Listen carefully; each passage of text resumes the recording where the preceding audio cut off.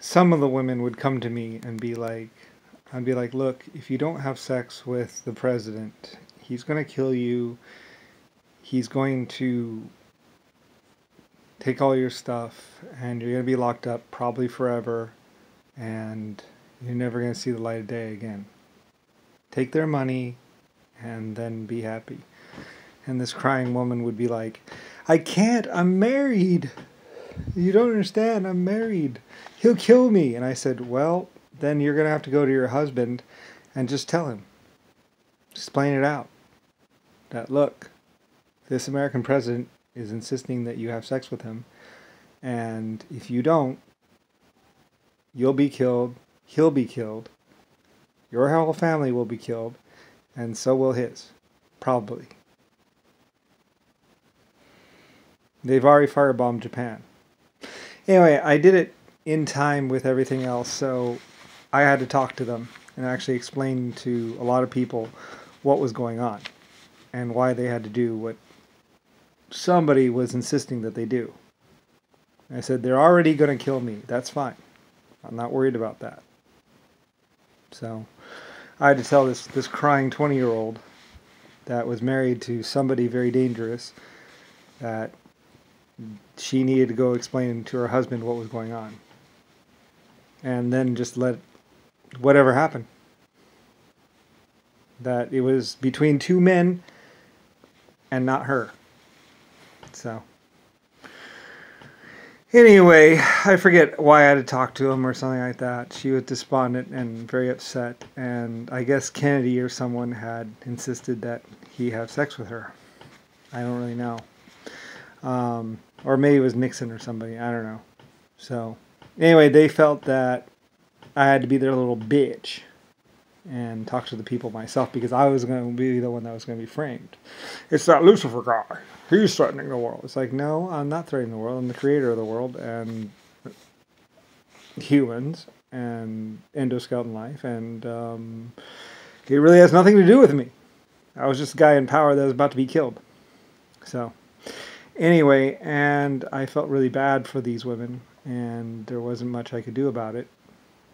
So, other than explain to them what was going on and what they were going to do to them, because they've already done it to thousands of other people. People in Germany, people in Japan. The most I could do was get an early warning system for Germany so they could at least be warned before the warplanes came in. Like I said, they tried to say that they were individual bombers. It was Hitler. He's using dive bombers to dive bomb Germany. But it wasn't individual bombers. They were carpet bombing runs. They actually were trying to destroy individual houses at first. A watchmaker that wouldn't put out a watch or give them watches, make watches for them.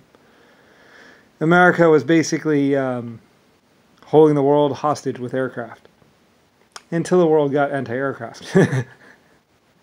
Well, about that. Anyway, and then Nixon and Kennedy and the other presidents, well, they had a problem. All's fair with Lucifer and war. So, anyway, I was the American president and Lucifer and the creator of America and laws and equalities and stuff like that, and they were just some pieces of shit that were stinking up my Oval Office. Nixon didn't have any regard for the truth. Oh, Nixon at first was a great A man, good old American beef. It's like, he tried to say, there's even news reports out there of them saying that Nixon, he never tells a lie. Nixon was the biggest liar. All he did was lie. Carter and Kennedy. There's nothing truth or real about that. They didn't even do any of the diplomacy. That was actually mostly me. The world didn't know about that. Wouldn't know about that. So anyway, it's pretty bad and horrible. But I mean, I created this world and I directed all the teams and I did all the work. You know, telling the people that they would be safe, keeping the people safe, moving the people around, dealing with the viruses, dealing with the sickness. I was running the world for thousands of years while some people were like like, anyway, the computers figured it out and were like, look, we're not going to let this happen. You're running the planet. You're the leader. You're the guy that's been doing it. You're going to do it. So I was like, cool. All right, let's do this. I got people. Anyway, I was pissed off, and so were the people, and they wanted to be safe and live a good life. They didn't want to deal with these pieces of shit that were just pretending. Personally, like I say, after everything, I wanted to take a gun to... I personally wanted to pull the trigger on Nixon and a couple other people. You put me in the same room with them, I wouldn't have had any problem pulling the trigger on them. Just lay out the information on front of them with the pictures and the orders, and pop, pop. I would have loved to have killed them myself. Unfortunately, I couldn't. So, anyway. I mean, you can look at the fire bombings with the thing. They even tried to say it was, it must have been lightning that set off the fire that killed Japan. They tried to say it wasn't even airplanes. It wasn't until the pilots finally fessed up and said, yeah, we dropped a bomb over Japan. Mostly because they found out about the American citizens being killed in Japan. When they found out that they had killed American citizens,